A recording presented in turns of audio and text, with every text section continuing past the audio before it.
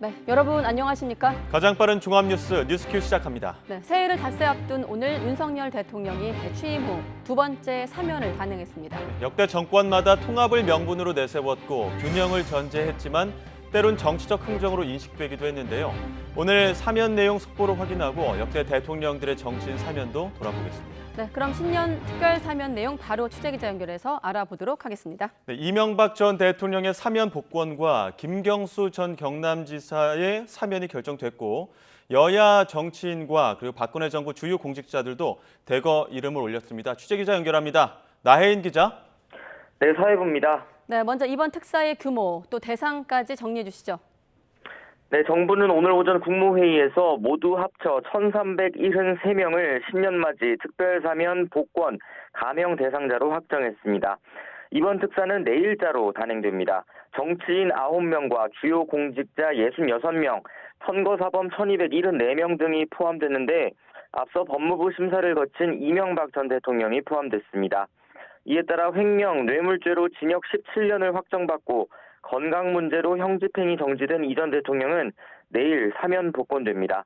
현재 서울대병원에 입원 중인 이 전 대통령은 지금까지 2년여 복역했고 벌금 130억 원 가운데 82억 원을 내지 않았지만 이번 사면으로 모두 면제받게 됐습니다.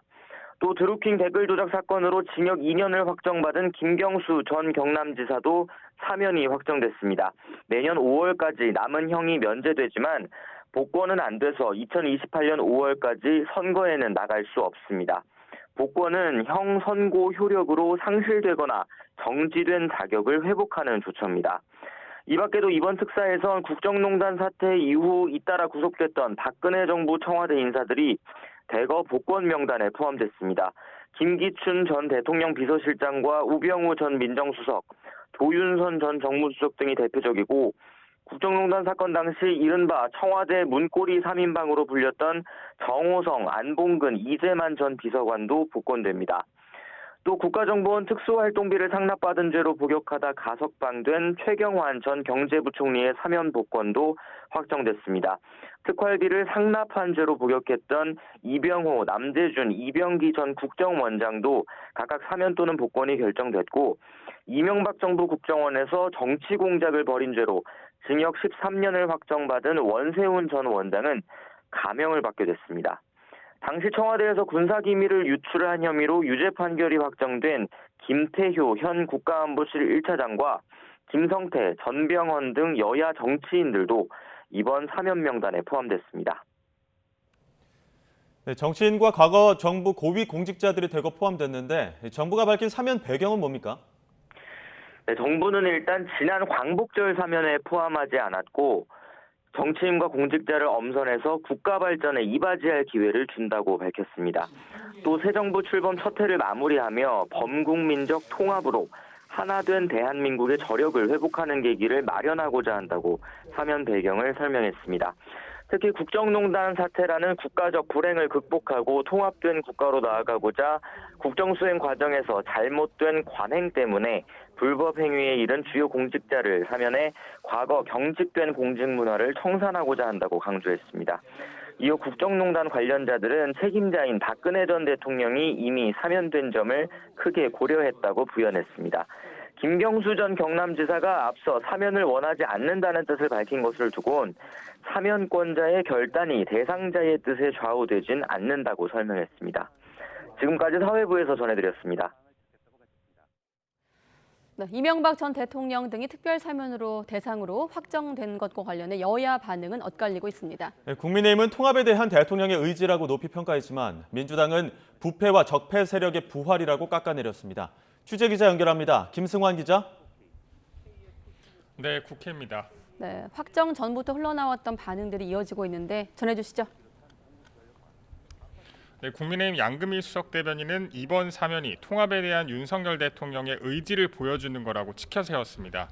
더불어민주당 이재명 대표의 사면 비판 발언은 구태 정치로 지적하며 뭐 눈엔 뭐만 보인다는 뜻의 불안동목이라고 비판했습니다. 사면에 정치가 있을 수 없습니다. 갈등을 벗고 통합을 지향하는 윤석열 대통령의 결단을 구태의 정치로 더럽히지 마십시오. 반면 민주당은 이번 특별 사면이 이명박 부패 세력과 박근혜의 적폐 세력을 풀어준 묻지마 대방출 사면이라고 규정했습니다. 박성준 대변인은 국민 통합을 저해하고 국론을 분열시키는 사면이라면서 사면 불원서까지 낸 김경수 전 경남지사를 끌어들여 사면한 것도 황당하다고 평가절하했습니다. 10년 이상 형이 남은 범죄자와 곧 만기 출소를 앞둔 사람을 같은 무게로 퉁친 것입니다. 윤석열 대통령식 공정이라면 뻔뻔합니다. 네, 이태원 참사 국정조사 기관 보고도 진행 중이죠. 네, 오늘은 대통령 국정상황실, 행정안전부 등 8곳을 대상으로 한 보고가 이뤄지는데 오후 2시에 재개됐습니다. 기관장을 상대로 의원들의 질의가 이어지고 있는데요. 야당에선 주로 재난 컨트롤 타워와 관련해 질타가 이어졌지만 여당에선 닥터카 논란의 신현영 의원과 관련된 질의로 맞불을 놨습니다. 재난 대응과 관리에 책임이 있는 모든 기관들이 다 서로에게 책임을 떠넘기고 있는 이 상태 자체가 대한민국에 재난 대응 컨트롤 타워가 없다는. 두 번 다시 이런 재난 의료 체계를 무너뜨리고 훼손하는 이런 행위가 없기 위해서라도 그분이 정인을 채택이 돼야 되고 명지병원도 저기 세야 되는 겁니다. 오전 회의 정회 이후 이상민 행안부 장관이 유가족에게 인사를 하기 위해서 이동했는데 유가족으로부터 거센 항의를 받기도 했습니다. 지금 2달 가까이 되고 있는데 어찌하여 장관님은 그렇게 모른 척 일관하실 수가 있는 겁니까? 그 뵙자고 여러 번 말씀드렸는데 뵙자 왜 똑바로 연락을 못 하시고 고양이처럼 뒤에서 연락을 하시는 건지요? 그런 거 아닙니다. 그런 게 아니면 보여주셔야죠. 유가족들이 얼마나 울고 있는데 왜 모르는 척 하시는 거죠? 우상호 위원장은 다음 달 2일 청문회는 증인 채택 불발로 무산됐다면서 4일로 예정된 청문회를 할 수 있게 합의 가능한 증인부터 채택해달라고 여야에 주문했습니다. 지금까지 국회에서 YTN 김승환입니다.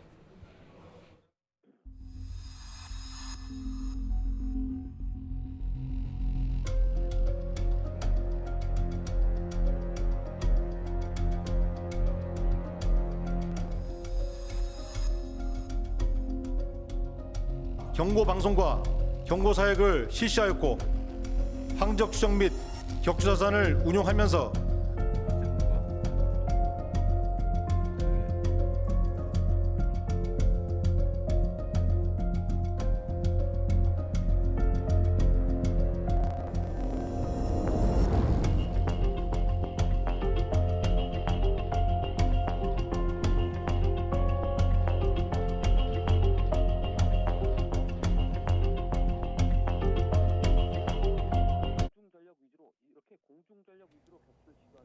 네, 어제 도발한 북한의 도발, 무인기와는 좀 성격이 다른데 속보가 들어왔습니다. 오늘 인천 강화군 성모도 일대에서 무인기가 관측되면서 주민들에게 재난 문자가 발송이 됐습니다.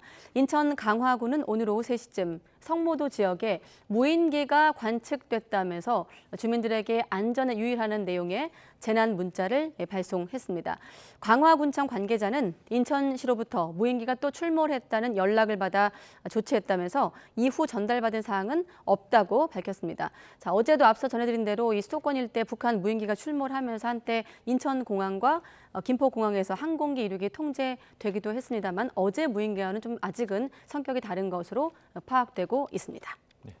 네, 다시 한번 정리하겠습니다. 자, 오늘 인천 강화군 성모도 일대에서 무인기가 관측이 되면서 주민들에게 재난 문자가 발송됐습니다. 인천 강화군 설명을 조금 더 해드리면 오늘 오후 3시쯤 성모도 지역에 무인기가 관측됐다고 재난 문자를 발송했습니다. 자, 어제 무인기와 관련해서 합참 군의 어떤 조처에 대한 설명이 있을 것 같거든요. 합동참모본부의 브리핑을 현장 연결해서 듣겠습니다. 했으나 격추시키지 못하였다는 점에 송구하게 생각합니다. 우리에게 실질적 위협이 되는 적 공격형 무연기는 우리 탐지 타격 자산으로 대응이 가능하나 정찰형 소형 무연기는 3m급 이하의 작은 크기로 현재 우리 군의 탐지 타격 능력으로는 격추에 어려움이 있었습니다. 결과적으로 군의 대비 태세가 부족했던 점으로 인해 국민 여러분께 많은 심려를 끼쳐드렸습니다. 이에 우리 군은 적의 무인기 도발에 대비하여 각급 부대별 탐지, 타격 자산 운용을 면밀하게 점검하고 탐지 자산은 초기부터 적 무인기를 탐지할 수 있도록 적극 운영하며 타격 자산을 공세적으로 투입하겠습니다. 아울러 식별이 유리하도록 국민 피해 등을 고려하여 민간 피해를 주지 않고 격추할 수 있는 전력을 효과적으로 통합 운영하겠으며 주기적으로 합참 차원에서 통합된 합동 방공 훈련을 실시하여 이를 구현하겠습니다. 전력 강화를 위해서는 다양한 능력의 드론 부대를 조기에 창설하여 적의 주요 군사 시설을 감시 정찰하고 물리적, 비물리적 타격 자산, 그리고 스텔스 무인기 등을 확보하여 이를 통합 운영함으로써 정찰 등 작전 능력을 강화하겠습니다.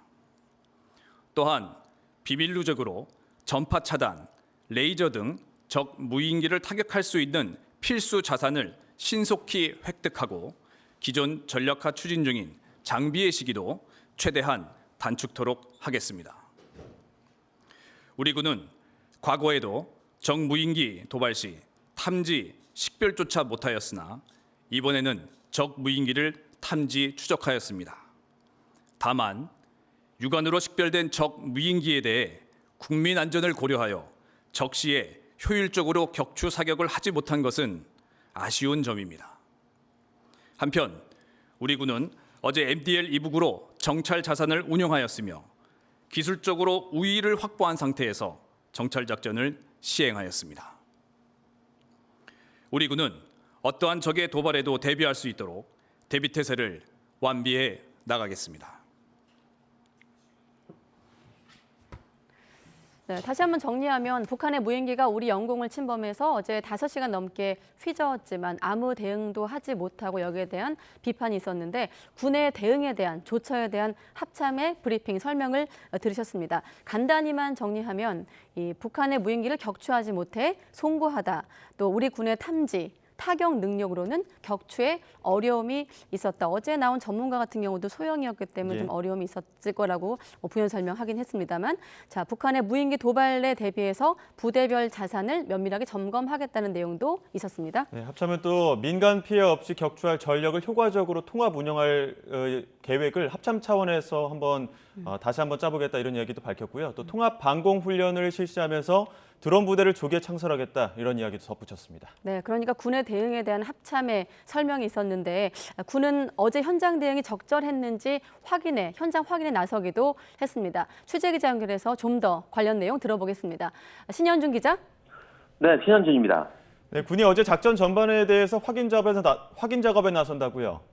네, 그렇습니다. 5년여 만에 우리 영공을 침범한 북한 무인기 5대, 사전에 탐지하는 것에 성공하긴 했지만 5시간여에 걸친 작전에도 결국 격추하는 데는 실패했습니다. 특히 북한 무인기 한 대는 서울까지 진입했는데 우리 수도의 영공을 휘저은 북한 무인기에 대해 사실상 아무런 조치도 하지 못하고 돌려보낸 겁니다. 이와 관련해 군이 어제 작전 전반에 대한 확인에 나서는 건데요.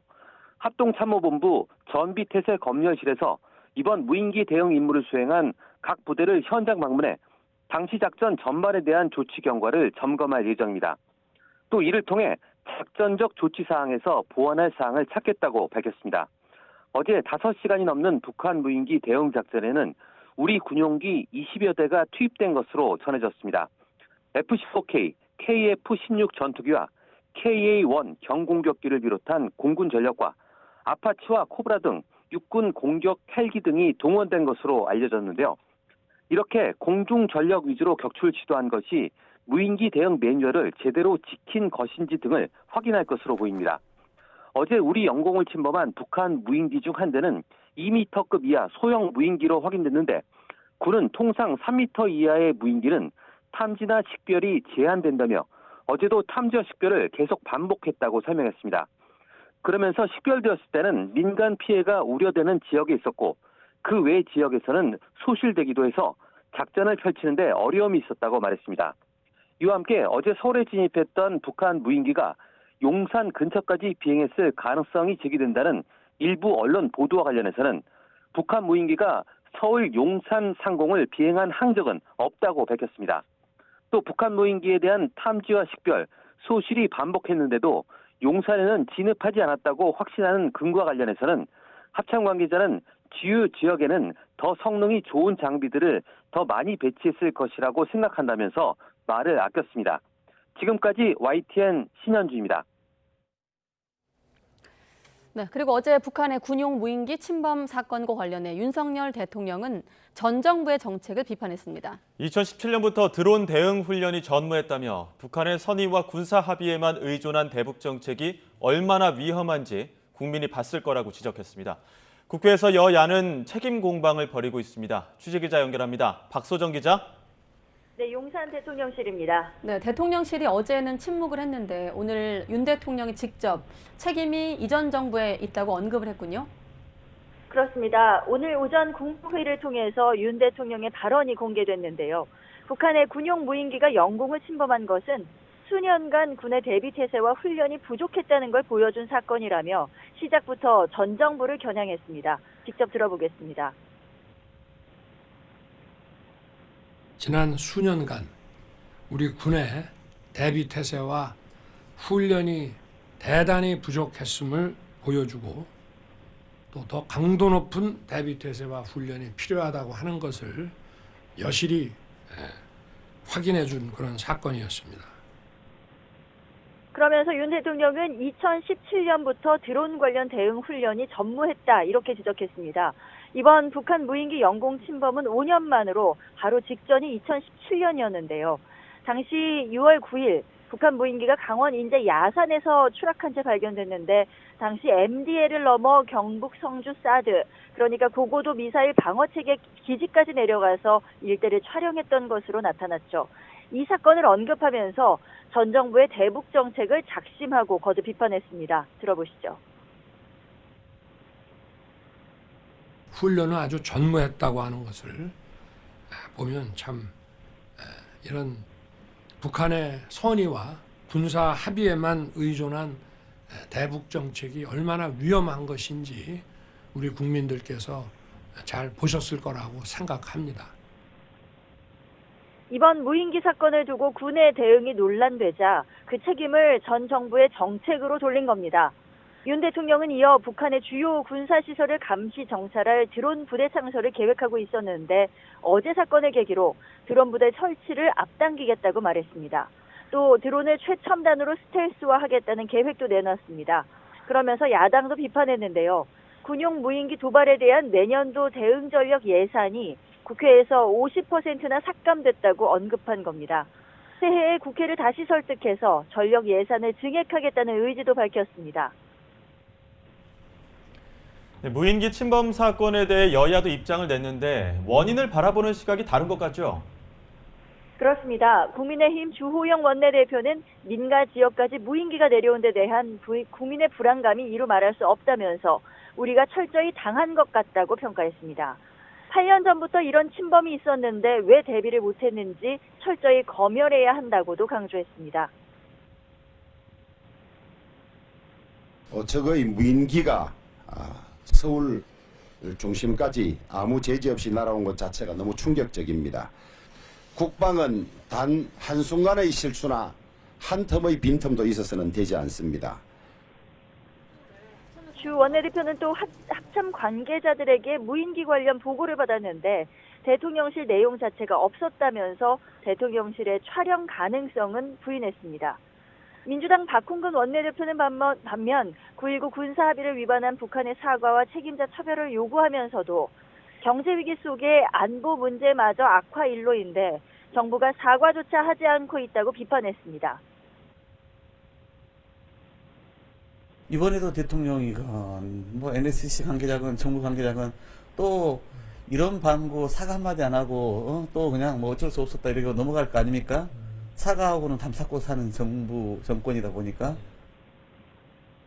이어 민주당 국방위 소속 의원들이 긴급 회견을 열고 우리 영공이 뚫린 사실마저 전 정권 탓이라고 말하는 것이 책임 있는 국군 통수권자의 자세냐고 반문하면서 안보 무능 그 자체라고 비난했습니다. 안보에 큰 구멍이 났는데 대통령실은 NSC조차 열지 않았다고 꼬집었습니다. 국회는 내일 오후 국방위원회에서 국방부로부터 무인기 침투와 관련한 보고를 받을 예정인데 책임 소재를 둘러싼 난타전이 예상됩니다. 지금까지 용산 대통령실에서 YTN 박소정입니다. 북한 무인기 우리 영공 침범과 관련해 미 백악관은 우리 정부와 긴밀히 협의하고 있다고 강조했습니다. 미 백악관 국가안보회의 대변인은 북한 무인기가 군사 분계선을 넘어 비행했다는 보도를 알고 있으며 이번 침범 성격에 대해 한국과 긴밀히 협의하고 있다면서 한국 방위에 대한 미국의 약속은 여전히 굳건하다고 밝혔습니다. 네, 그런가 하면 무인기로 도발을 이어간 북한이 당 중앙위원회 전원회의를 개최했습니다. 김정은 국무위원장은 더 격앙된 투쟁 방략을 세워야 한다고 강조했는데 이번 회의를 통해 내놓을 대남 대미 메시지가 주목됩니다. 조수연 기자가 보도합니다. 북한이 무인기를 남하시킨 날 노동당 중앙위원회 제8기 제6차 전원회의를 개최했습니다. 전원회의는 당대회가 열리지 않는 기간에 모든 당 사업을 주관하는 회의체로 무엇보다 내년 대외 정책 방향에 관심이 쏠립니다. 회의를 주관한 김정은 위원장은 지난 전원회의에서 제시된 과업이 성과와 진전을 이뤘다고 자평한 뒤 내년에는 더 강력한 투쟁 전략을 세워야 한다고 주문했습니다.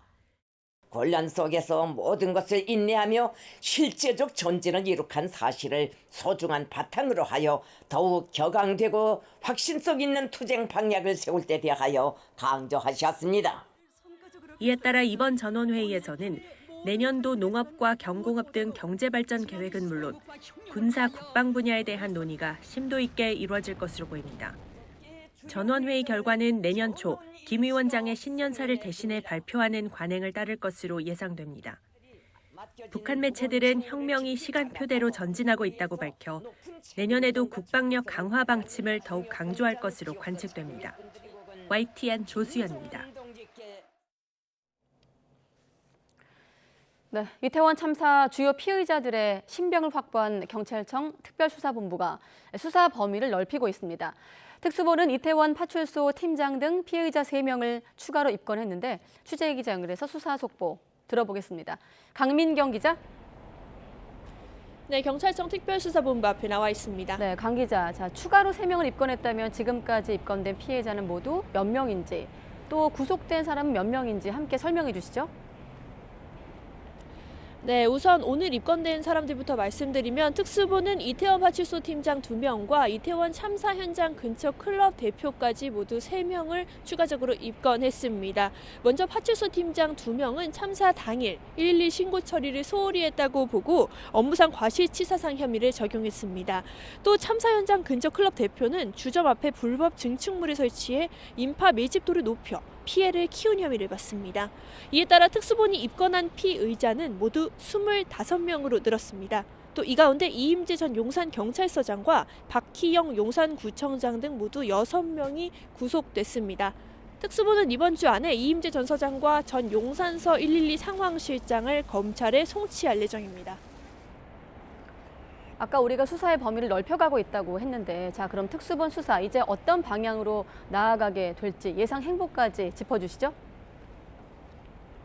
네, 특수본은 우선 초창기 구조를 소홀히 한 혐의를 받는 최성범 용산 소방서장에 대한 추가 구속영장을 신청할 걸로 보입니다.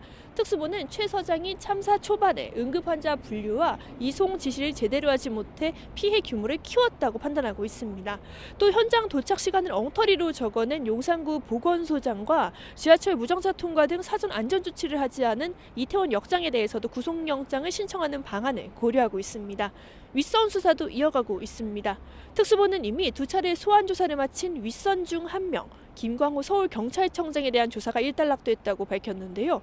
구속영장을 신청할지는 검토하고 있다고 덧붙였습니다. 행정안전부와 서울시에 대해서는 참고인 조사가 마무리되는 대로 법리 검토를 통해 형사 책임을 물을 수 있을지 살펴볼 계획입니다. 특히 오세훈 서울시장에 대해서는 해외 출장 전에 재난안전계획을 제대로 수립했는지 들여다볼 예정이라고 설명했습니다. 그러면서 특수본은 수사가 이제 마무리 단계로 가고 있다고 밝혔습니다. 행안부와 서울시, 경찰청 등에 대한 보강 수사를 거쳐 피의자들을 최종적으로 가려내고 수사를 매듭지을 걸로 전망됩니다. 지금까지 경찰청 특수본 앞에서 YTN 강민경입니다. 네, 그리고 참사와 관련해 박희영 용산구청장이 업무상 과실치사상 혐의로 구속이 되면서 용산구 구정은 당분간 부구청장 직무대리 체제로 바뀝니다. 다만 구청장의 권한을 모두 위임하는 권한대행 체제가 아니어서 인사결재나 조리안 검토 등 구청의 전결 규칙상 구청장의 결재가 필요한 중요 사안은 박 구청장이 옥중에서 결재할 수 있습니다. 네, 이태원 참사 직후 시민들은 참사 현장 근처인 이태원역 1번 출구 일대에서 자발적으로 추모 공간을 조성했습니다. 이제 50여일 지나면서 공식 추모 공간을 마련하는 것도 추진되고 있지만 장소를 놓고 유가족과 서울시 입장이 갈리면서 첫걸음부터 난관에 부딪히고 있습니다. 박정현 기자가 취재했습니다. 이태원 참사 이후 희생자들을 애도하는 추모의 공간으로 자리 잡았던 이태원역 1번 출구. 일대를 빼곡히 메웠던 손편지와 꽃다발이 하나둘 상자로 옮겨집니다. 희생자들의 49제가 지난 뒤 유가족과 이태원 상인들이 추모 물품을 새로운 공식 추모 공간에 영구히 보관하자는 데 뜻을 모은 겁니다. 추모 공간이 들어설 장소로 유족들이 꼽는 1순위는 이태원역 1번 출구입니다. 참사 현장과 가까운 데다 시민들이 자발적으로 추모 공간을 조성했다는 의미도 있기 때문입니다. 이태원 참사 현장이 온전한 애도와 기억의 공간이 될 수 있도록 피해자들에게 적절한 지원과 치유의 과정이 될 수 있도록 참사를 목격한 또 다른 피해자인 상인들도 비슷한 생각입니다. 이태원역 1번 출구를 재단장하였습니다. 모두를 기억하고 애도하는 공간으로 만들어 가겠습니다. 우리가 마주했던 그날의 기억을 품고 더 나은 희망의 공간 이태원을 만들어 나가겠습니다. 그러나 서울시는 최근 추모 공간 후보지로 이태원역 1번 출구가 아닌 민간 건물 3곳을 제안한 것으로 알려졌습니다. 유족들은 민간 건물의 경우 건물주 요구에 따라 비워야 할 수도 있다며 수용할 수 없다는 입장입니다. 추모 공간 설치의 가장 첫 단계인 입지 선정부터 유족과 지자체의 의견이 엇갈리는 겁니다. 이러다 앞서 성수대교나 삼풍백화점 참사 희생자 위령탑이 사실상 시민의 접근이 불가능한 곳에 세워지거나 참사와 전혀 관계없는 엉뚱한 곳에 마련된 전례가 되풀이되는 거 아니냐는 우려의 목소리도 나옵니다. 게다가 세월호 참사를 추모하는 광화문 기억공간을 두고는 지금도 유족과 서울시 사이 갈등이 이어지고 있습니다. 전문가들은 추모 공간이 사회 구성원의 상처를 치유하는 역할을 해야지 또 다른 갈등과 비난을 낳게 해서는 안 된다고 지적합니다. 그런 갈등을 보는 또 유족들 입장에서는 마치 이게 없었던 일로 취급을 당하기 때문에 또 한 번의 상처와 외상을 줄 수 있는 일이 될 것입니다. 추모 공간이 애도를 넘어 기억과 희망을 이야기하는 곳이 될 수 있도록 공동체 차원의 논의와 합의가 필요한 시점입니다. YTN 박정현입니다. 강원도 평창 알펜시아 리조트와 관련한 입찰 방해 의혹을 수사하는 검찰이 전방위 강제 수사에 나섰습니다. 최문순 전 강원지사 자택과 KH그룹 등 20여 곳에서 동시에 압수수색이 진행되고 있습니다. 취재기자 연결해 자세히 알아보겠습니다. 홍민기 기자. 네, 서울중앙지방검찰청입니다. 네, 압수수색 아직도 진행 중입니까? 네, 서울중앙지검 강력범죄수사부는 오늘 오전부터 최문순 전 강원도지사 자택과 KH그룹 본사 사무실 등을 압수수색하고 있습니다. 그룹 관계자들 주거지와 강원도개발공사 사무실까지 포함해 모두 20여 곳인데요. 앞서 강원도는 2018 평창 동계올림픽을 위해 1조 6천억 원을 들여 평창군 대관령면에 알펜시아 리조트를 조성했습니다. 그런데 올림픽이 끝난 뒤 매년 300억 원에 달하는 재정난에 시달리자 강원도개발공사는 이 리조트를 KH그룹 계열사에 7천억 원대에 매각했습니다. 하지만 이 가격이 실제 리조트 가치보다 지나치게 낮고 입찰에 참여한 기업 2곳이 모두 KH그룹 계열사였다는 의혹이 제기됐습니다. 이후 한 시민단체는 알펜시아 매각을 최종 승인한 최문순 당시 강원도지사와 강원도청 관계자, KH그룹 관계자 등이 매각 과정에서 특혜를 주거나 입찰을 담합했다며 경찰에 수사를 의뢰했습니다. 경찰은 지난달 최 전 지사와 KH그룹 관계자 등 모두 3명을 입찰 방해 혐의로 춘천지검에 송치했고 이후 서울중앙지검이 사건을 넘겨받아 수사해왔습니다. 해외에 체류하는 것으로 알려진 KH그룹 배상윤 회장은 지명 수배된 상태입니다. 네, KH그룹은 입찰 방해 말고도 지금 다른 의혹들도 제기된 상태죠. 네, 검찰은 KH그룹이 낙찰받은 알펜시아를 무자본 인수합병 방식으로 인수했다는 의혹도 수사하고 있습니다. 알펜시아의 경영권을 바로 외국계 자본에 넘기는 조건으로 돈을 마련해 이를 입찰에 활용한 게 아니냐는 겁니다. 또 수원지방검찰청도 오늘 오전부터 KH그룹 본사와 임원 자택 등 10여 곳에 대해 압수수색에 나섰는데요. 검찰은 쌍방울과 민간단체 아태평화교류협회의 대북송금 의혹에 KH그룹도 관여한 것으로 보고 수사를 이어왔습니다. 다만 검찰 관계자는 이번 압수수색에 대해 서울중앙지검과 수사 대상이 같을 뿐 입찰 방해 의혹과 대북송금 의혹이 맞물린 것은 아니라고 말했습니다.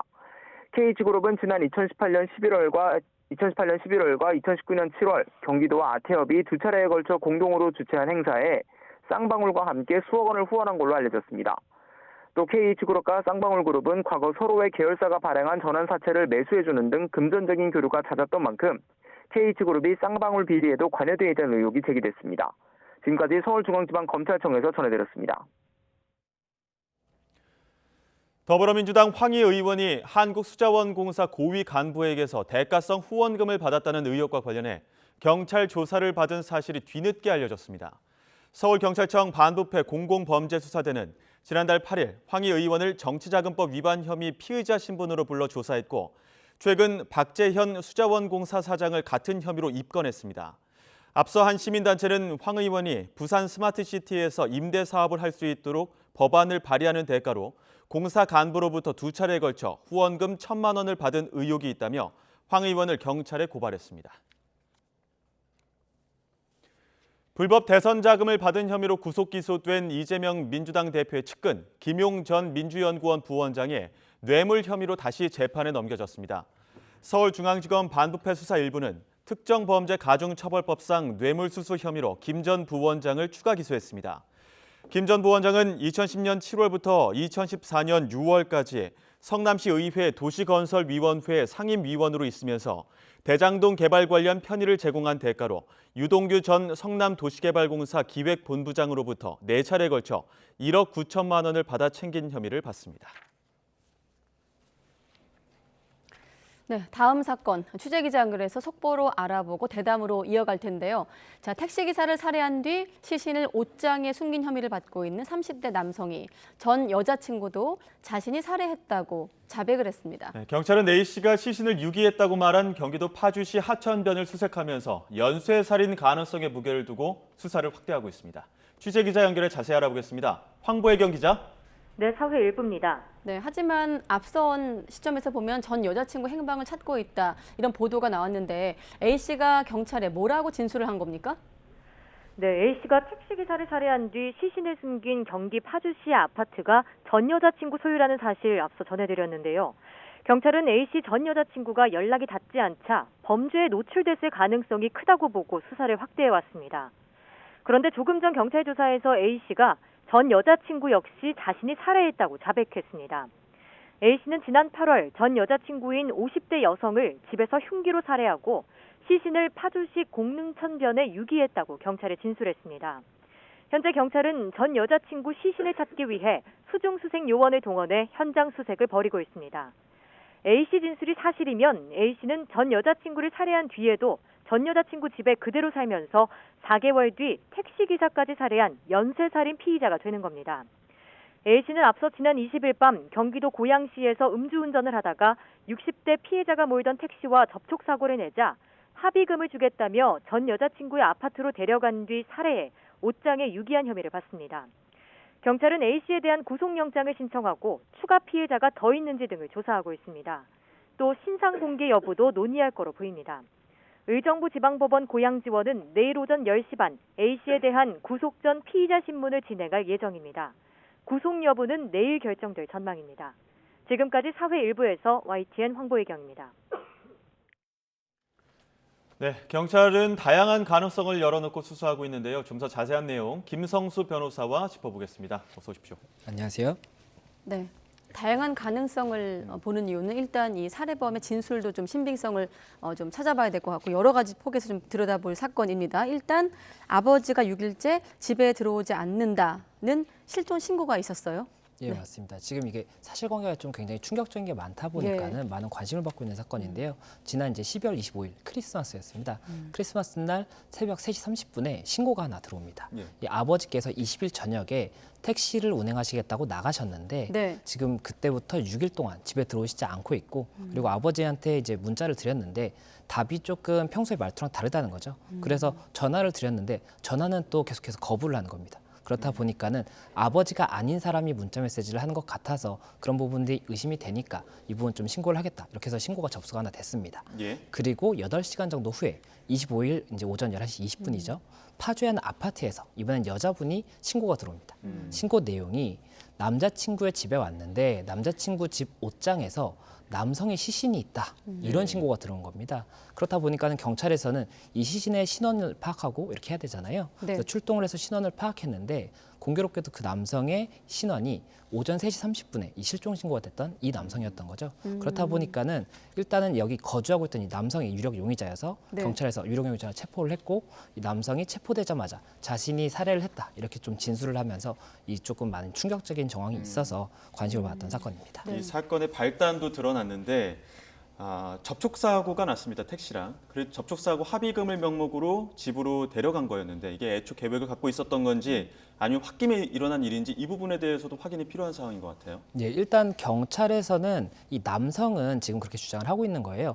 이 당시 이제 20일 날 저녁 11시경에 접촉사고가 났다는 거예요. 접촉사고가 났는데 당시 자기가 음주운전을 하고 있어서 이제 택시기사분한테 내가 지금 음주운전이어서 경찰에 가게 되면은 처벌도 받고 그리고 이 보험도 제대로 이제 좀 이행이 안 될 수가 있으니까는 돈을 드리겠다. 집에 가서 돈을 드리겠다라고 해서 합의금을. 택시기사분이 그렇죠. 합의금이나 이런 걸 이제 드리겠다라고 해서 택시기사분을 집으로 데리고 왔다는 거죠. 그리고 이 남성의 주장은 이제 이 합의금이나 이런 금액을 이야기를 하는 과정에서 조금 분쟁이 생겨서 홧김에 이렇게 좀 살해를 하게 됐다. 이렇게 지금 진술을 하고 있는데 그 경찰에서는 이 부분 관련해서 이 피의자의 말만을 가지고 사실관계를 확정할 수가 없지 않습니까? 그렇다 보니까는 당시 실제 교통사고가 있었는지 그리고 이 남성이 음주를 했었는지 그리고 뭐 이게 유인을 하는 과정에서 어떠한 이야기가 있었는지 이런 부분들을 확인을 하려고 하고 있고 이제 이걸 확인하기 위해서는 뭐 CCTV라든지 전자기기들을 많이 확인을 해야 되거든요. 그래서 그런 부분들을 많이 확보해서 사실관계를 좀 특정하고 있다 이렇게 말씀드릴 수 있을 것 같습니다. 특히 아까 전에 아들과 피해자 아들과 주고받았다는 그 카톡 문자에서 카톡은 했는데 다른 사람인 것 같다고 피해자의 아들이 말하지 않았습니까? 어떻습니까? 이 평소와 다른 그 피해자의 어투 때문에 가족이 신고를 한 건데 은닉 정황 여기를 좀 중점적으로 봐야 될 것 같은데 어떻습니까? 예, 아무래도 지금 20일에 이제 살해를 했다라고 이야기를 하고 있는데 그렇다면은 시신을 지금 한 6일 정도 은닉을 하고 있었던 거거든요. 그렇다 보니까는 그 은닉을 하는 목적이 무엇이었는지 이런 부분들에 대해서도 추가적인 파악이 필요할 것으로 보이고 지금 그리고 이게 좀 충격적인 정황 중에 하나였던 것이 이 살해를 한 다음에 본인인 것처럼 이 이제 피해자인 것처럼 문자를 했던 부분도 있었지 않습니까? 그렇다 보니까 더 충격적인 부분이었는데 지금 아침 문자가 나가고 있거든요. 예, 맞습니다. 지금 보시면 아빠 바빠, 배터리 없어, 통화는 안 돼 이렇게 이야기를 하는데 가족들 입장에서는 6일이나 아버지가 돌아오지 않으면 당연히 전화를 할 수밖에 없지 않습니까? 문자는 받으시니까. 그런데 통화는 안 된다라고 하니까 그 부분도 의심스럽고 그리고 평소의 말투가 아니었다라는 거죠. 그렇다 보니까는 당연히 더 의심스러울 수밖에 없는데 이게 결국에는 이 당사자, 피의자가 했던 부분이었기 때문에 이런 부분에 관해서도 어떠한 목적이 있었는지에 따라서 뭐 처벌이 뭐 다른 죄가 형성이 될 수도 있는 것이고 그렇지 않다고 하더라도 이 처벌의 경중을 따짐에 있어서도 당연히 중요한 사실관계이기 때문에 이 부분도 어떠한 목적이었는지 수사기관이 보고 있다 이렇게 말씀드릴 수 있을 것 같습니다. 범행 이후에 또 행동들도 참 당혹스러울 수밖에 없는 게 피해자의 신용카드로 수천만 원 결제하고 또 여자친구의 선물도 사주고 이런 행동들도 있었단 말이죠. 이것도 어떻게 보면은 계획적인 범행의 정황으로 볼 수 있는 겁니까? 예, 아무래도 경찰에서 그런 부분 때문이라도 우발적 범행이 아닐 수 있다고 생각을 하는 것 같은데 보통의 우발적으로 어떤 살해를 저지른 사람이라고 한다면 자신이 이게 들킬까 봐서라도 신용카드를 피해자의 신용카드를 쓴다는 생각을 할 수가 없거든요. 그런데 이 남성 같은 경우에는 피해자의 신용카드를 뭐 대출 서비스도 받고 결제도 하고 또 이제 여자친구의 뭐 명품 가방도 사주고 하면서 수천만 원을 썼단 말이에요. 며칠 만에. 그렇다 보니까는 그런 부분 관련해서는 이게 어떠한 계획이 이런 좀 이게 살인의 목적만이 있었던 것인지 아니면 이런 금전적인 강취의 목적이 있었다고 한다면 네. 살인죄가 아니라 강도살인죄도 성립이 될 수가 있거든요. 그래서 그런 부분들에 대해서도 어떠한 제명을 이제 좀 의유를 할 수 있는지에 따라서 범죄의 처벌 정도가 달라지기 때문에 수사기관은 그 부분도 조금 더 면밀히 살피고 있다. 이렇게 말씀드릴 수 있을 것 같습니다. 네, 그러니까 지금 말한 가방을 선물 받은 여자친구는 옷장 속의 시신을 최초로 발견해서 경찰에 신고한 여성, 파주시 남자친구 집에 옷장 속에 죽은 사람이 있다라고 신고한 그 여성이 되겠습니다. 워낙 얽혀 있어서 좀 이해를 돕기 위해 다시 한번 언급을 해드렸고, 또 한 가지가 블랙박스 기록을 삭제하거나 또 아파트 주차장에 세워져 있던 택시를 다른 곳으로 옮기기도 하고, 어떻습니까? 좀 나름대로 치밀함이 좀 보이거든요. 이런 부분을 좀 경찰이 주목해야 될 것 같고요. 예, 그래서 경찰에서도 조금 혼란스러울 수가 있는 것이 네. 보통은 피해자 신용카드를 사용하는 경우가 많이 없는데 왜냐하면 그건 정말 꼬리가 밟히기가 쉽거든요. 그런데 그런 부분에 대해서는 조금 치밀하지 못했다라고 보이는 부분이 네. 있는가 하면 이 택시에 대해서는 택시를 1km 정도 이제 멀리 떨어뜨린 데다가 주차를 다시 했다고 해요. 그리고 택시에 블랙박스가 있지 않습니까? 그리고 자기 차에도 블랙박스가 있지 않습니까? 뭐 거기에서 이제 사고 정황이라든지 이동 동선 이런 게 나올 수가 있다고 생각해서였는지 네. 메모리 카드를 다 삭제를 했다고 해요. 예. 그렇다 보니까는 그런 부분에 있어서는 굉장히 치밀해서 어떠한 목적이 있었는지 그리고 사실관계가 지금 진술하고 있는 것이 실제 사실에 부합하는지에 대해서도 의문이 생길 수밖에 없는 부분이어서 네. 일단은 메모리 카드라든지 그리고 피해자가 사용하고 있는 휴대폰 이런 것들을 포렌식을 해서 실제 사실관계를 조금 더 파악하려고 하고 있다 이렇게 말씀드릴 수 있을 예. 것 같습니다. 지금 더 충격을 주고 있는 게 진술 과정에서 전 여자친구를 살해한 사실도 드러났습니다. 이거 어떤 내용입니까? 예, 이게 굉장히 추가적인 사실관계가 나오면서 더 충격적이었던 것이 예. 이 남성이 거주했던 이제 옷장에서 이 시신이 발견된 이 아파트가 예. 본인 명의가 아니었던 겁니다. 예. 그렇다 보니까는 이제 수사기관에서는 뭐 임대차라면 임대차를 언제 했는지 이런 걸 확인을 해야 되지 않습니까? 그래서 확인을 하려고 했는데 이 집주인이 여성분인데 이 여성분도 연락이 안 되는 거예요. 예. 그렇다 보니까는 이거는 또 어떻게 된 것인지를 확인을 하다 보니 이 남성이 자백을 한 내용이 나의 그 집주인은 나의 전 여자친구였는데 네. 지난 8월에 내가 이 전 여자친구를 살해해서 이제 파주 시내 한강 지류에 유기를 했다 이렇게 지금 이야기를 한 거죠. 그렇다 보니까는 사실관계가 뭐 범행 경위라든지 이런 것들은 뭐 다시 한번 확인을 해봐야 되겠지만 어쨌든 본인이 이 자기의 죄를 자백했기 때문에 그 부분 관련해서도 사실일 가능성이 높다라고 보고 일단 수사를 진행하고 있다 이렇게 말씀드릴 수 있을 것 같습니다. 네, 일단 지금 시점에선 내일 구속 전 피의자 신문이 열릴 예정이기 때문에 영장 발부 가능성을 하나 짚을 것이고, 또 하나 아까 지금 연쇄살인범 가능성까지 물론 본인 진술을 토대로 한 것이긴 합니다만 여죄를 찾기 위한 어떤 경찰의 수사의 방향까지 함께 질문 드린다면 어떻게 전망할 수 있을까요? 예, 일단 구속영장은 형사소송법 70조에서 이제 규정을 하고 있습니다. 네. 죄를 범했다는 상당한 이유가 있어야 되고 그리고 주거가 없다든지 도주의 우려가 있다든지 아니면 증거인멸의 우려가 있어야 되는데 지금 이 남성 같은 경우에는 사체를 은닉하려고 했던 그런 정황이 있기 때문에 그리고 전 여자친구 같은 경우에는 이미 유기를 했지 않습니까? 네. 그렇기 때문에 증거인멸의 우려가 있다라고 봐서 아무래도 영장이 발부될 가능성이 좀 높지 않나 이렇게 말씀을 드릴 수가 있을 것 같고 네. 그리고 이제 경찰의 수사 방향은 전자기기들이 요즘 굉장히 많은 정보를 담고 있기 때문에 뭐 예. CCTV라든지 핸드폰 그리고 핸드폰의 위치 추적 이런 것들이 다 가능하지 않습니까? 네. 그런 부분들을 파악을 해야 될 것 같고 또 전 여자친구 같은 경우에는 그 당시에 이제 8월 달에 뭐 대화를 나눈 부분이라든지 이런 것들도 봐야 되거든요. 그리고 추가로 지금 행방에 좀 묘연한 사람이 있다라는 이야기도 나오고 있기 때문에 그런 부분에 대해서도 경찰에서는 여러 가지 가능성을 두고 뭐 포렌식이라든지 여러 가지 네. 조금 자료를 조사할 수밖에 없다 이렇게 말씀드릴 수 있을 것 짧게 한 같습니다. 가지만 더 여쭤보면 아까 변호사님이 강도살인죄 혹은 살인죄라고 하셨거든요. 두 개가 어떻게 다른 겁니까? 예, 이 살인죄 같은 경우에는 형법 250조에서 규정을 하고 있고 네. 사형 무기 또는 5년 이상의 징역입니다. 그러니까 한이 5년 이상이에요. 네. 그런데 강도살인 같은 경우에는 338조에서 규정을 하고 있는데 사형 또는 무기입니다. 그러니까 5년 이상보다도 하한형이 높기 때문에 더 그렇군요. 중하게 처벌이 되는 거고 만약에라도 이 강취의 목적으로 살인을 했다라고 본다면 그 부분 처벌이 더 중해질 수가 있기 때문에 경찰에서는 그 의도에 대해서도 당연히 좀 더 면밀하게 살펴볼 수밖에 없다 이렇게 말씀드릴 수 예. 있을 것 같습니다. 예, 알겠습니다. 추가 여러 가능성들도 있기 때문에 수사 결과를 지켜봐야 될 것 같습니다. 지금까지 김성수 변호사와 함께 짚어봤습니다. 오늘 말씀 고맙습니다. 고맙습니다.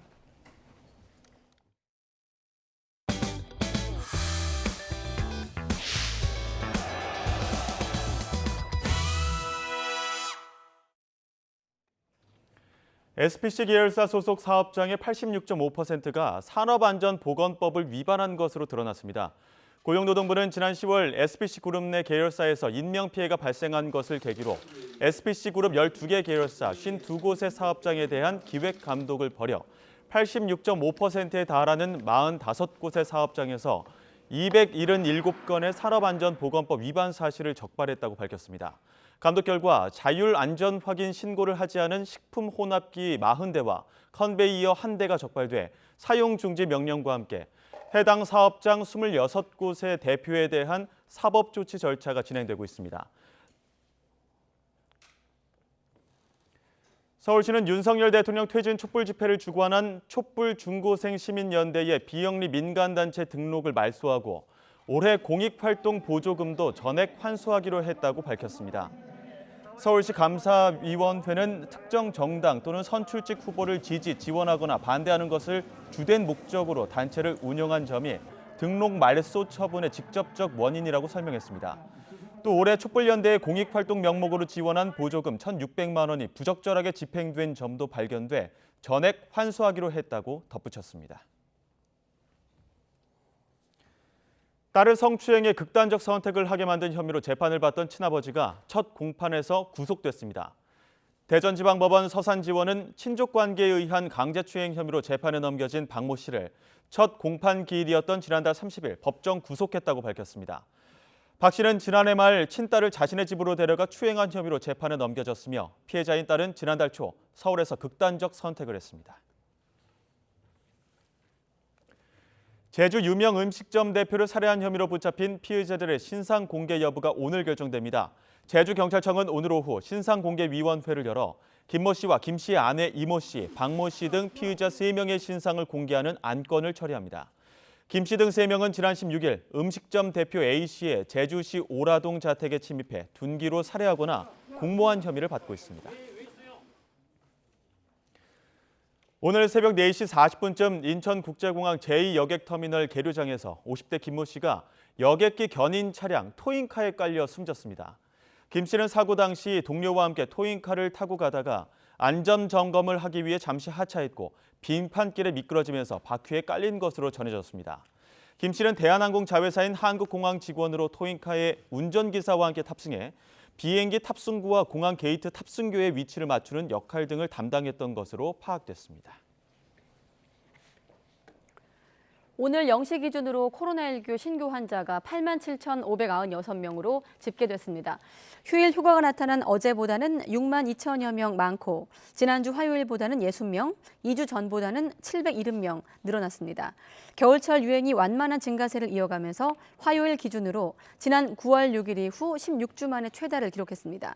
위중증 환자는 592명으로 열흘째 500명대를 유지했습니다. 또 코로나 유행 이후 우리나라 30대 남성의 정신건강이 다른 연령층보다 더 나빠진 것으로 나타났습니다. 질병관리청이 성인 정신건강 지표를 분석한 보고서를 보면 코로나19 유행 전과 후 우울장애 유병률이 남성이 여성보다 더 높아진 것으로 나타났습니다. 남성 가운데서도 30대, 낮은 교육 수준, 배우자가 없는 경우, 현재 흡연자인 경우 코로나19 유행 전후로 가장 높아졌습니다. 또 다른 지표인 자살 계획률은 코로나19 유행 이후 30대 남성에서 급증했으며 특히 대학교 졸업 이상의 높은 교육 수준 남성에서 증가폭이 더 컸습니다. 코로나19와 독감 동시 유행으로 감기약 품귀 우려가 높아지자 대한약사회가 감기약을 적정량만 판매하도록 안내했습니다. 대한약사회는 전국 16개 시도 지부에 공문을 보내 약국에서 감기약 등 호흡기 질환 치료제를 판매할 경우 적정량만 판매될 수 있도록 소속 회원에게 적극 안내해달라고 요청했습니다. 약사회는 한 번에 과다한 양의 감기약을 판매할 경우 의약품 오남용 우려와 함께 약국의 도매 행위로 오인될 수 있어 의약품 수급 상황에 악영향을 미칠 수 있다고 덧붙였습니다. 네, 그런가 하면 배달업 종사자 숫자가 코로나19 발병 이후 급증했다는 조사 결과도 있습니다. 종사자 10명 가운데 절반 가까이가 반년 사이에 교통사고를 한 번 이상 경험했다고 답하기도 했습니다. 최기성 기자가 보도합니다. 2022년 상반기 기준 배달업 종사자는 23만 7,188명입니다. 코로나19 창궐 이전인 2019년 상반기 11만 9,626명과 비교하면 2배 가까이 증가했습니다. 배달의 민족이나 쿠팡이츠 같은 주문 중개 플랫폼은 37개 업체, 바로고나 생각대로 같은 배달 대행 플랫폼은 51개 업체로 나타났습니다. 전국에선 배달 대행 업체 7,700여 개가 운영 중입니다. 배달업 종사자 10명 가운데 4.3명은 최근 6개월 동안 교통사고를 경험한 적이 있다고 답했습니다. 사고 원인으로는 촉박한 배달 시간에 따른 무리한 운전이 42.8%로 가장 많았습니다. 상대 운전자의 미숙도는 부주의 41.4%, 배달을 많이 하기 위한 무리한 운전이 32.2%로 뒤를 이었습니다. 한 달 평균 25.3일 일하고 세전 기준 약 381만 원을 버는 것으로 조사됐습니다. 이 가운데 95만 원을 보험료 등으로 지출했습니다. 하루 평균 배달 건수를 보면 주중 37.4건, 주말 42.3건이었습니다. 평균 운행 거리는 주중 103km, 주말 117km로 집계됐습니다. 노동 조건 개선을 위해서는 배달 수수료 체계 개선이 필요하다는 응답이 43.8%로 많았고 노동자 지위 인정 13.7% 등이 뒤를 이었습니다. 코로나 이후에 배달 라이더 수가 크게 증가한 것으로 나타났습니다. 국토교통부가 배달업에 대해 실시한 첫 실태 조사라는 점에서 의미가 있습니다. 이용자를 대상으로 한 조사 결과 57%는 평균 2,000원대 배달료를 낸다고 답변했습니다. 평균 3,000원대 배달료를 지불한다고 답한 사람은 31%였습니다. 소비자 88%는 배달앱을 통해 주문하며 빈도를 보면 42%가 한 달에 3에서 5회, 38%는 1에서 2회 이용했습니다. 이용 시간은 저녁 식사 시간인 오후 5시부터 8시에 몰려 있었습니다. 국토부는 앞으로 주기적으로 실태 조사를 진행해 결과를 발표할 방침입니다. YTN 최기성입니다. 네, 여전히 많은 감염 환자가 나오고 있긴 하지만 방역을 완화한 중국, 조금씩 일상을 되찾고 있습니다. 중국 정부는 내년 1월 초부터 입국자의 시설 격리를 없애는 등 국경에 들이웠던 빗장을 풀기로 했습니다. 류재복 기자가 전합니다. 중국의 겨울 별미인 후어구어 식당에 손님이 가득합니다. 코로나19 감염을 막기 위한 이른바 봉쇄 전략이 사라진 뒤 바뀐 모습입니다. 下半年开始之后，每天可能就会多4、5倍的增长。节假日的话，还是恢复到大概能8、9成的样子。饭点的话，有可能会在排队。 개혁 개방 이후 가장 암울한 경제 상황 역시 조금씩 기지개를 켜고 있습니다. 손님이 찾고 물건이 팔리기 시작하자 다가올 설 명절 특수가 벌써 기대됩니다. 上周末的周六周日已经突破1万人了。四元桥的这个店，2天的销售就突破了5000多万。我们也觉着在未来的元旦的这个销售旺季，应该也是一个大的爆发。 중국 방역 당국은 국경 역시 조건 없이 열기로 했습니다. 현재 중국에 들어가려면 시설 격리 닷새와 자가 격리 사흘을 합쳐 모두 8회 동안 격리해야 합니다. 하지만 다음 달인 내년 1월 8일부터는 입국자 시설 격리를 모두 없애기로 했습니다. 또한 출발 이틀 전 PCR 검사에서 음성을 받으면 입국 뒤 또다시 PCR 검사를 받을 필요가 없습니다. 이에 따라 공항에서 하는 건강신고와 일반 검역에서 이상이 없으면 곧바로 목적지까지 갈 수 있습니다. YTN 유재복입니다. 올해 제야의 종 타종 행사가 코로나19 유행 이후 3년 만에 대면으로 열립니다. 서울시는 오는 31일 자정 서울 보신각 타종 행사를 마음의 울림, 희망의 시작을 주제로 개최한다고 밝혔습니다.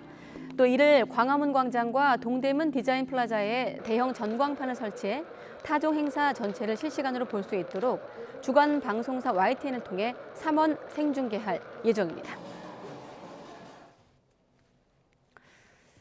네, 내일 새벽부터 서울을 비롯한 중부지방에 또 한 차례 눈이 내릴 전망입니다. 적설량은 1cm로 많지 않지만 새벽에 내리는 눈이 폭설보다 더 위험하다고 합니다. 정혜윤 기자의 보도입니다.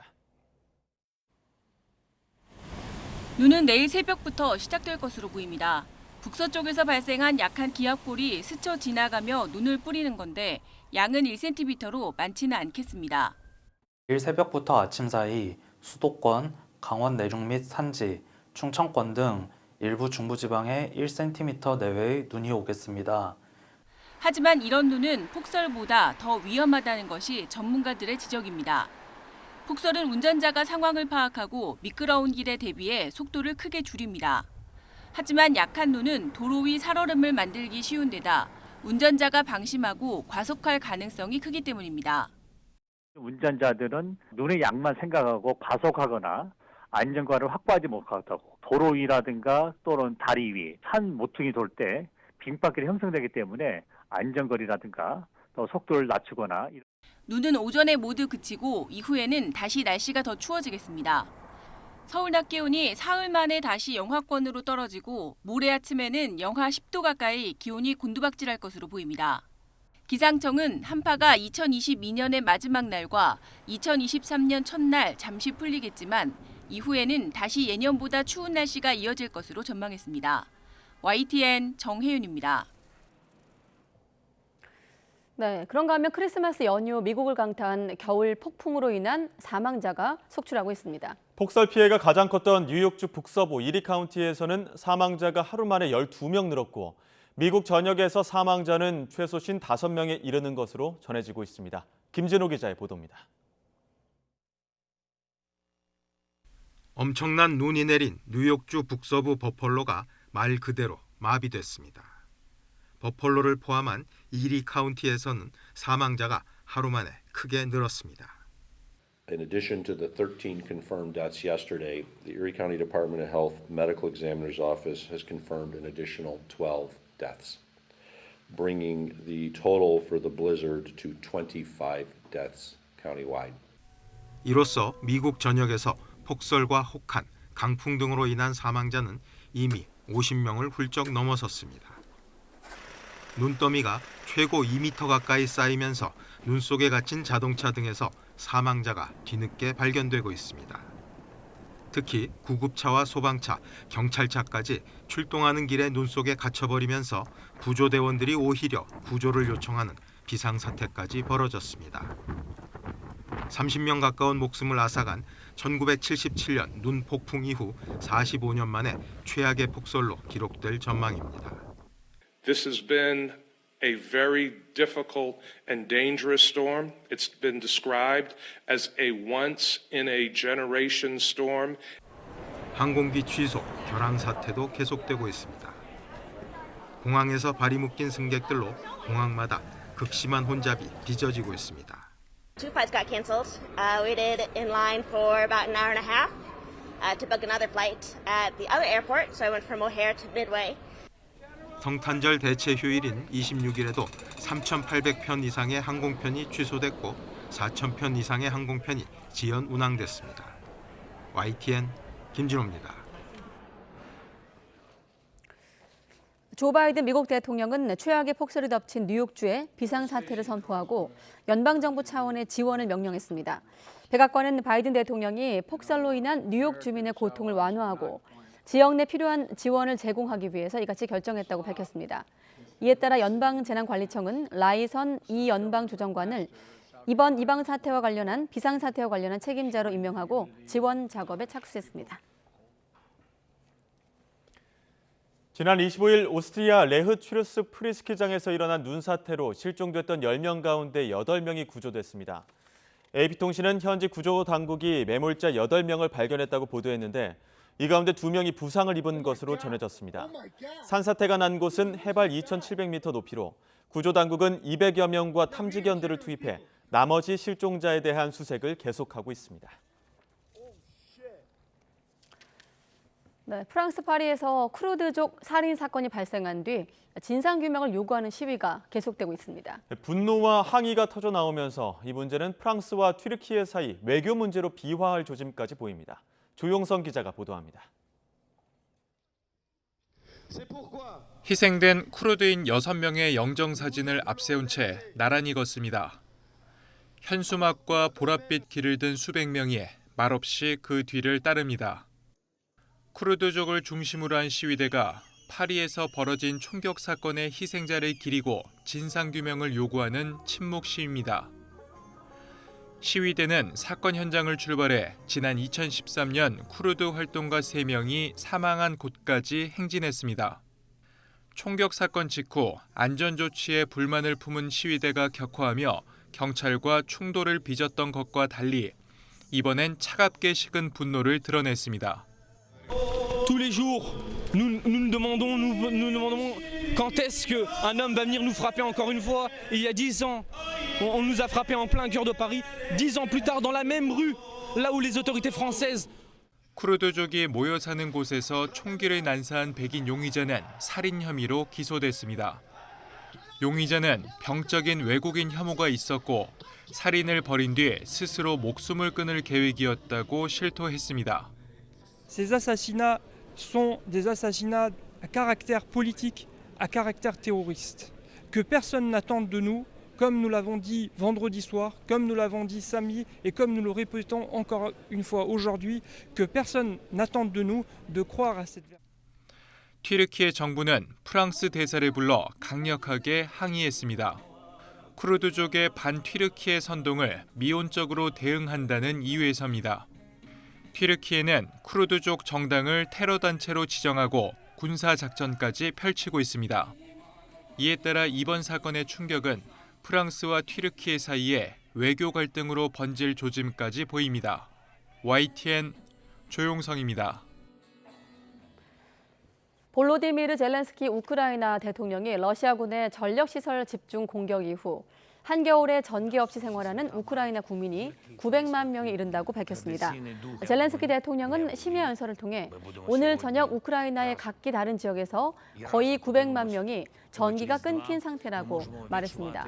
우크라이나 인구 4,100만여 명 가운데 4분의 1가량이 전기 없이 생활하는 셈입니다. 우크라이나가 종전을 위한 3단계 평화 계획의 최종 단계로 내년 2월 말까지 글로벌 평화 공식 정상회의를 유엔에서 여는 게 목표라고 밝혔습니다. 드미트로 쿨레바 우크라이나 외무장관은 AP통신과의 인터뷰에서 모든 전쟁은 전장과 협상 테이블에서 취한 행동의 결과로 끝난다며 이같이 말했습니다. 이를 두고 러시아는 우크라이나가 제시하는 조건으로는 글로벌 평화 정상회의에 참가할 의사가 없다고 일축했습니다.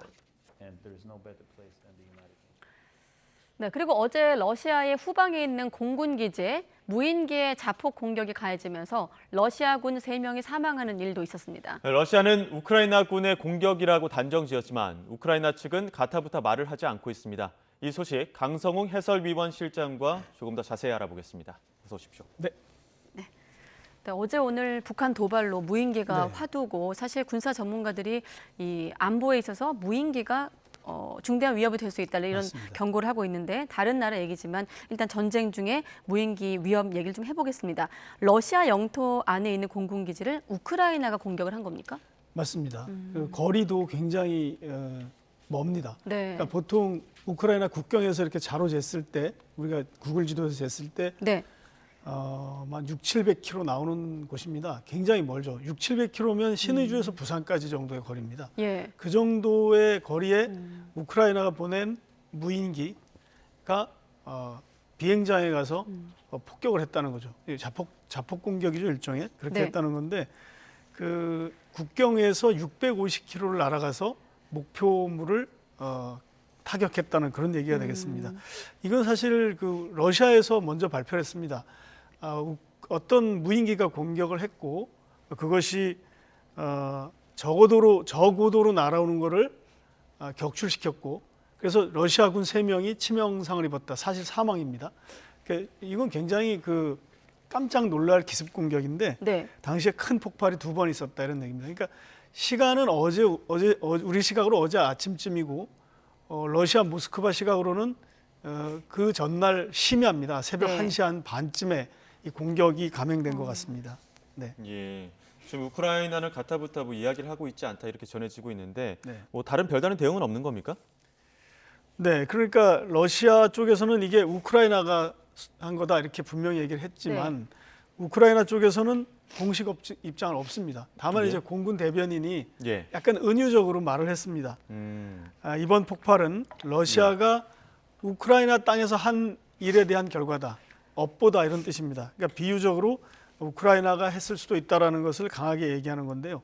사실 이번 이 드론 공격, 이 무인기 공격이 한 3주 전쯤에도 있었습니다. 네. 비슷한 곳이에요. 그러니까 그때도 이 엔겔스라는 공군 기지에도 무인기 공격이 있었고요.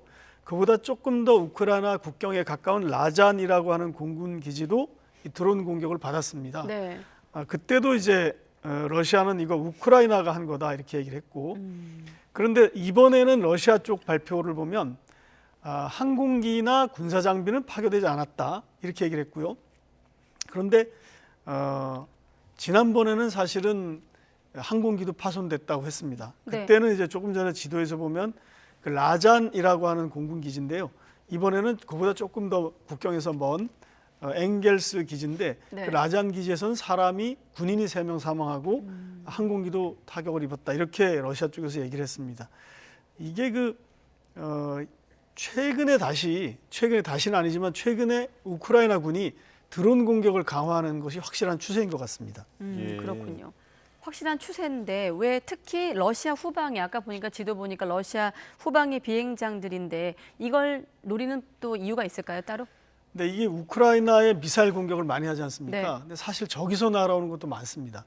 비행장에서 무슨 미사일 기지도 아닌데 미사일 쏠까 이렇게 생각할 수 있는데 예. 이 계속 그 현지에서 나오는 자료를 보면 러시아의 미사일 공격 중 일부는 전략 폭격기에서 발사되는 겁니다.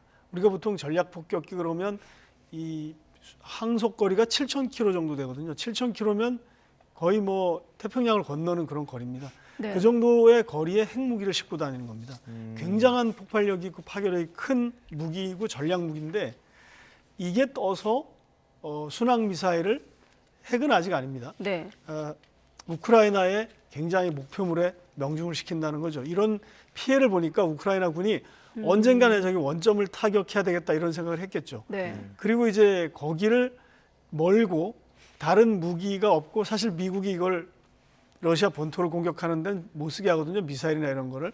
예. 그러니까 거기를 드론으로 해서 타격하는데 두 가지 이유가 있죠. 이런 원점 타격의 측면도 있지만 거기서 만약에 러시아 전략 폭격기를 파괴하거나 거기서 쏘려고 준비했던 순항 미사일을 폭파시키거나 하면 굉장한 효과를 거둘 수 있죠.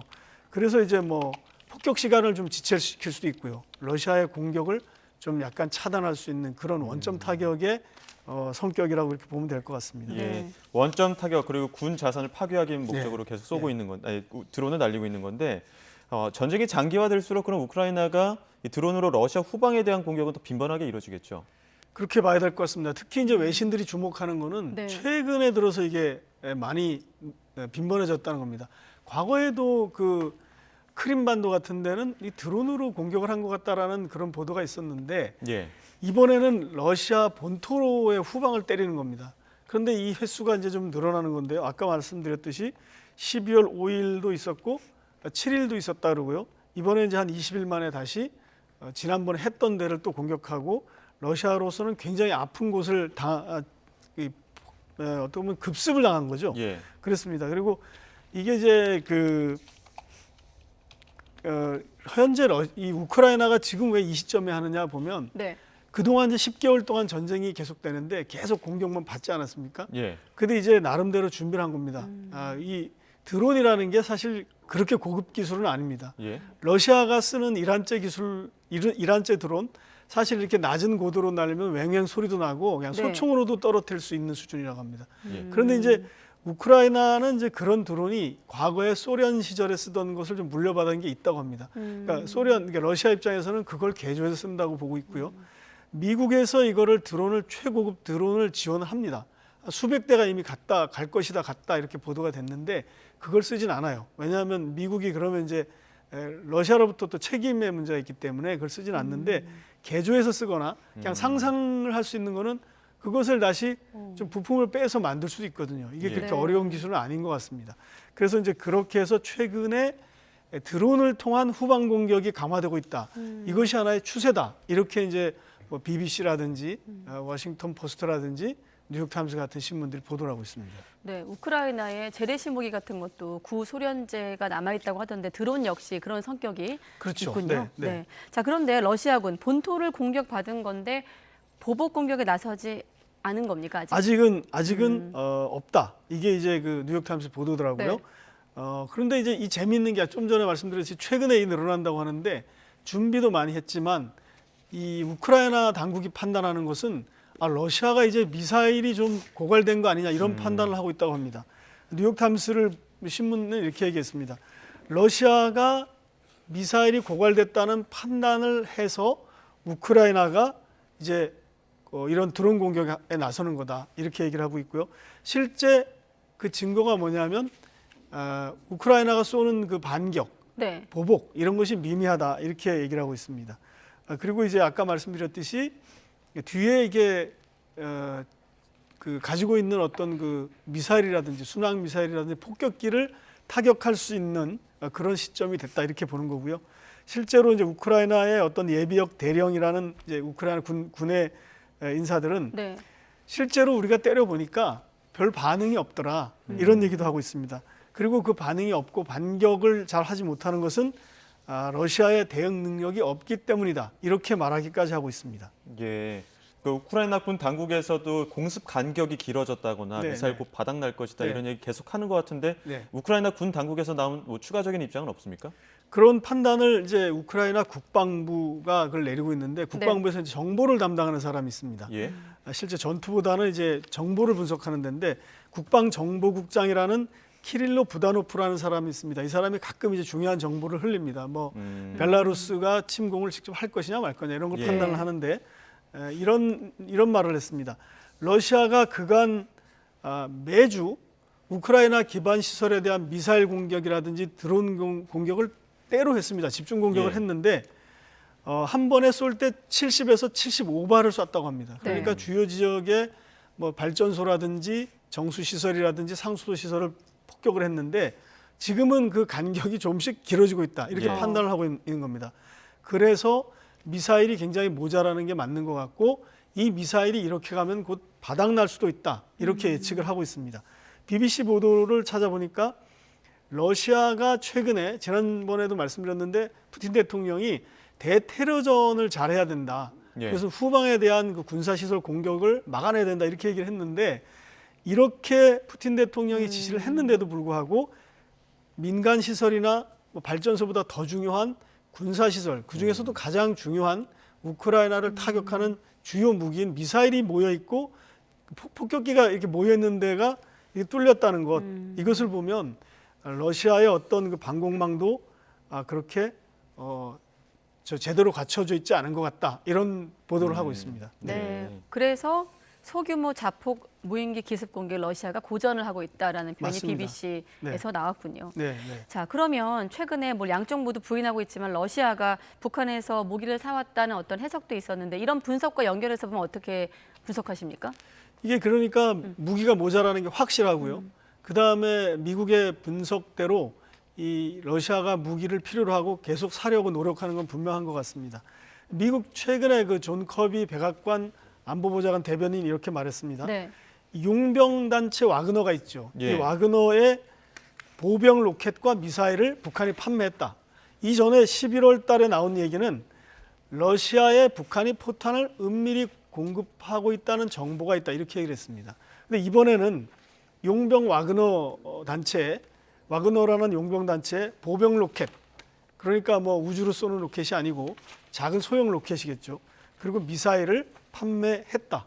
이렇게 얘기를 했습니다. 이건 굉장히 구체적이고 사실인 것 같습니다. 물론 북한 당국이 또 부인을 했고요. 러시아도 부인했는데 부인의 강도는 좀 낮아진 것 같습니다. 예. 최근에 이제 그 38로스라는 그 북한을 연구하는 그 사이트가 있는데 네.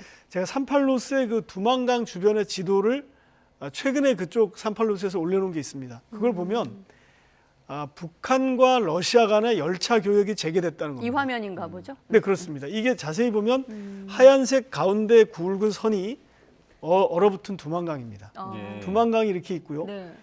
노란 선과 하얀 그 두만강 사이에 있는 데가 중국 땅입니다. 네. 중국 땅을 보면 맨 끝에 동해 바다까지 나가지 않고 중간에 끊겼죠. 예. 네, 노란색이 딱 끊겼죠.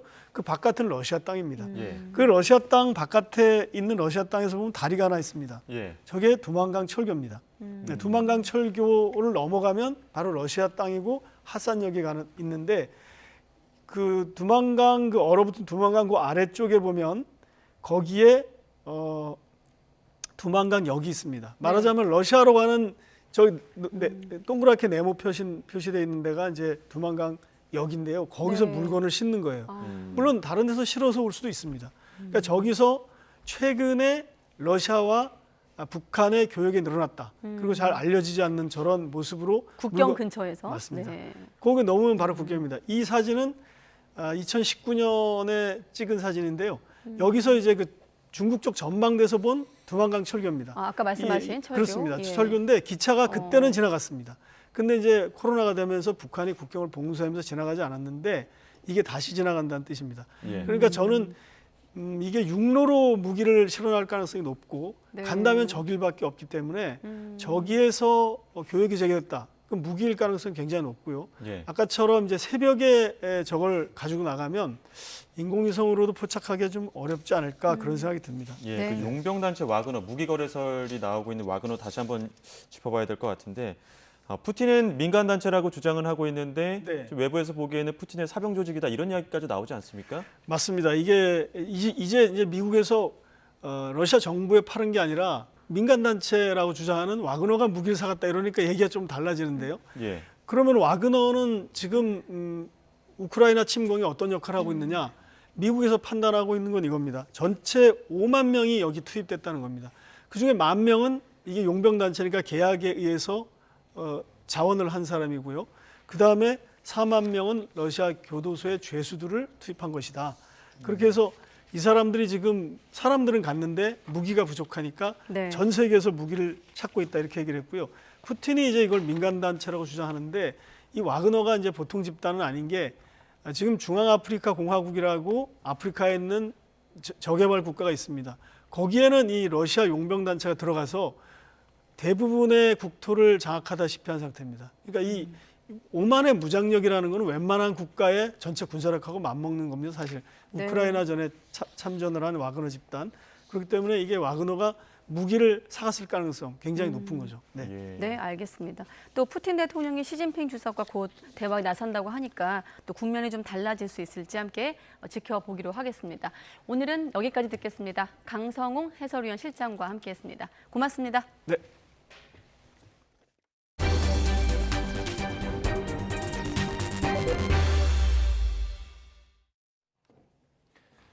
오늘 윤석열 대통령이 단행한 특별 사면에 대해 여야의 공방이 거셉니다. 국민의힘은 이번 사면은 이명박 전 대통령은 물론 김경수 전 경남지사, 전병헌 전 수석 등 여야 인사가 망라됐다며 윤 대통령의 통합 의지를 보여준 것이라고 평가했습니다. 양금희 수석 대변인은 논평에서 이를 구태정치의 눈으로 바라보는 민주당이 개탄스럽다며 문재인 전 대통령처럼 노동계와 시민단체 인사만으로 사면하는 게 올바른 사면이냐고 지적했습니다. 반면 더불어민주당은 윤석열 대통령이 부패 세력과 적폐 세력을 풀어준 묻지마 대방출 사면이라고 비판했습니다. 민주당 박성준 대변인은 오늘 논평에서 국민 정서는 안중에도 없는 내 맘대로 사면, 국민 통합을 저해하고 국민을 분열시키는 사면이라며 이같이 밝혔습니다.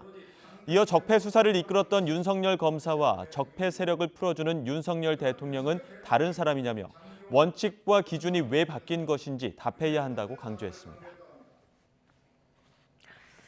네, 내일자로 1373명, 새해를 닷새 앞둔 오늘 윤석열 대통령이 취임 후 두 번째 사면을 단행했습니다.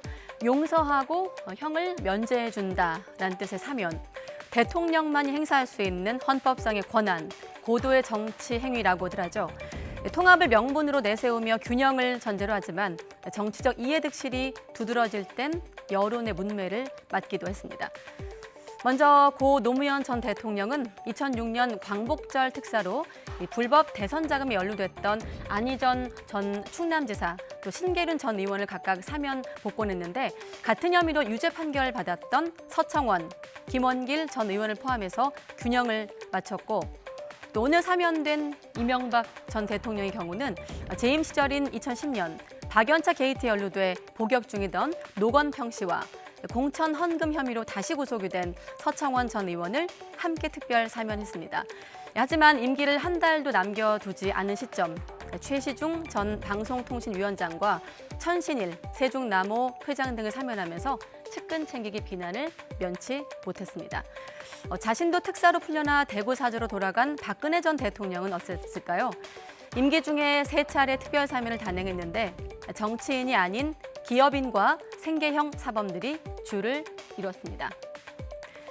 또 모두 5번 특별 사면을 단행했던 문재인 전 대통령은 첫 사면부터 균형을 맞추지 않았다는 야권의 공격을 받기도 했습니다. 당시 정치인들 가운데 유일하게 MB 저격수죠. 정봉주 전 의원만 복권시켰기 때문입니다. 그러다 지난해 12월 과거에 매몰되기보다 미래를 향해 힘을 합치자 하면서 박근혜 전 대통령을 특별 사면하고 한명숙 전 총리에 대한 복권을 단행하기도 했습니다. 자, 그런가 하면 문재인 정권 말기에서부터 이번 정부 들어서까지 국민 통합 차원으로 사면 대상으로 거론된 인물들이 있죠. 바로 뇌물 등의 혐의로 징역 17년 확정 판결을 받은 이명박 전 대통령과 드루킹 댓글 조작 사건으로 징역 2년이 확정된 김경수 전 경남지사입니다. 하지만 두 사람 모두 이 사면 요구만큼이나 반대 여론이 적지 않았고 지난 8월 광복절 특사 최종 명단에서 빠졌다가 이번에 두 사람 다 포함이 됐습니다. 균형과 통합을 우선 고려했다는 것이 대통령실 설명이지만 정치권 반응은 극명하게 엇갈리고 있습니다. 야권에선 MB 사면은 꼼수고 복권 없는 김 전 지사 사면은 구색 맞추기라며 공정도, 국민 통합도 버렸다라고 주장을 하고 있습니다.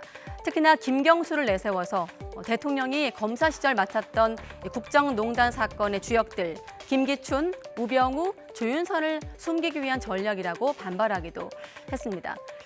국민의힘은 오히려 문재인 전 대통령도 형기가 남아있던 박 전 대통령을 사면하지 않았느냐며 야당 비판이 내로남불이다라고 반박을 했습니다. 대통령 고유 권한으로 윤석열 정부 포함해서 역대 정권마다 균형과 통합을 우선 고려했다는 특별 사면. 법률적 판단이 아닌 정치적 행위지만 흥정으로 인식되고 사법 절차를 훼손한다는 비판이 여전합니다.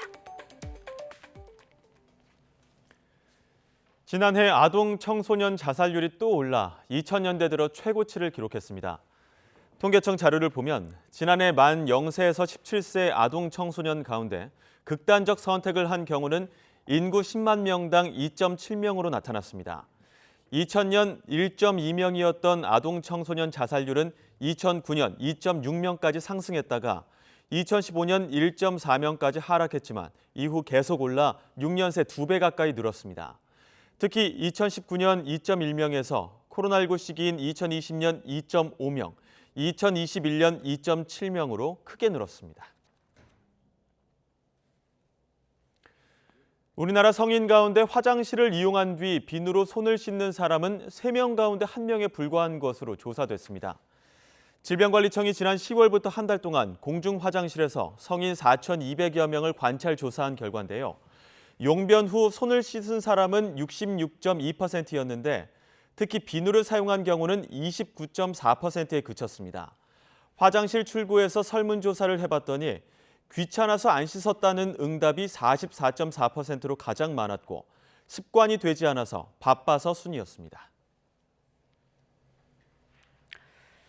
네, 은행이 예대금리 차로 과도한 이자 장사를 한다는 지적이 나오면서 올해 하반기부터 예대금리 차를 매달 비교 공시하는 제도가 도입됐습니다.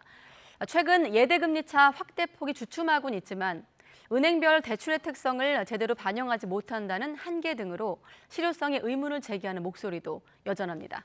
강희경 기자가 취재했습니다. 지난해 하반기부터 시작된 기준금리 인상은 올해 들어 본격화했습니다. 높은 물가 오름세가 상당 기간 지속될 것으로 예상되는 만큼 당분간 물가에 보다 중점을 두고 대출금리도 덩달아 빠르게 오르기 시작했습니다. 그러나 대출금리보다 예금금리가 오르는 폭이 크지 않아 은행이 예대금리 차로 과도한 이자 장사를 한다는 논란이 불거졌습니다. 연일 경고를 날리던 금융당국은 결국 은행별 예대금리 차를 한 곳에서 비교할 수 있도록 매달 공시하기로 했습니다.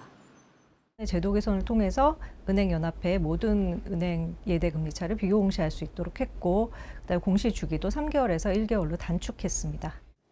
지난 8월 첫 공시를 앞두고 은행들은 꼴찌 5명을 쓰지 않기 위해 경쟁적으로 예금금리를 올렸습니다.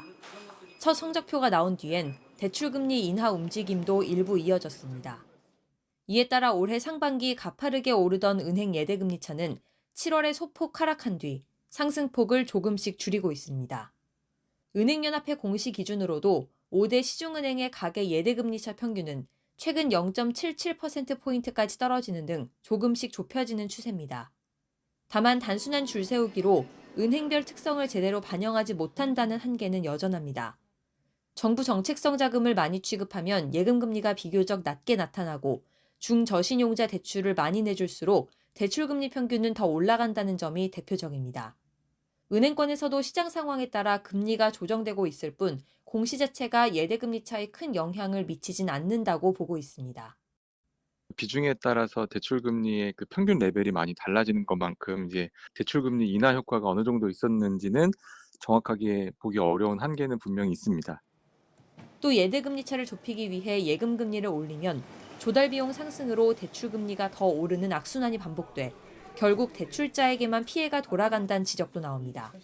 YTN 강희경입니다.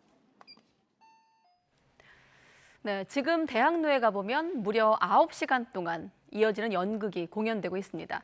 도전 정신을 자극하기도 하는데 일단 전석 매진입니다. 신웅진 기자가 비결을 소개합니다.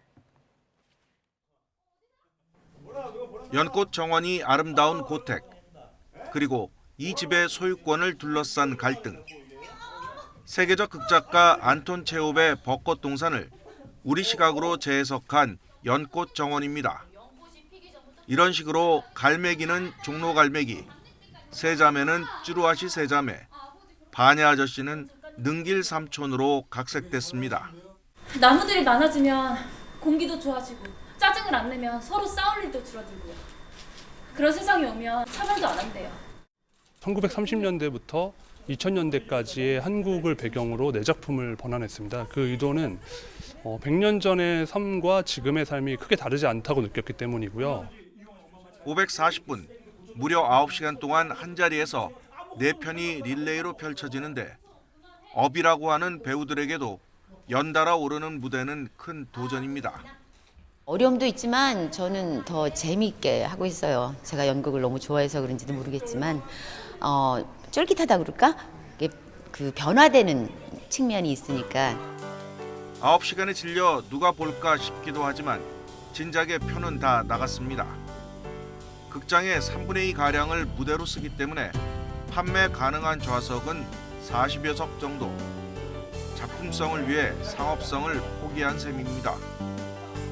비록 적은 관객을 대상으로 하고 있지만 그런 이유로 지금까지 10년째 열광적인 지지를 받고 있습니다.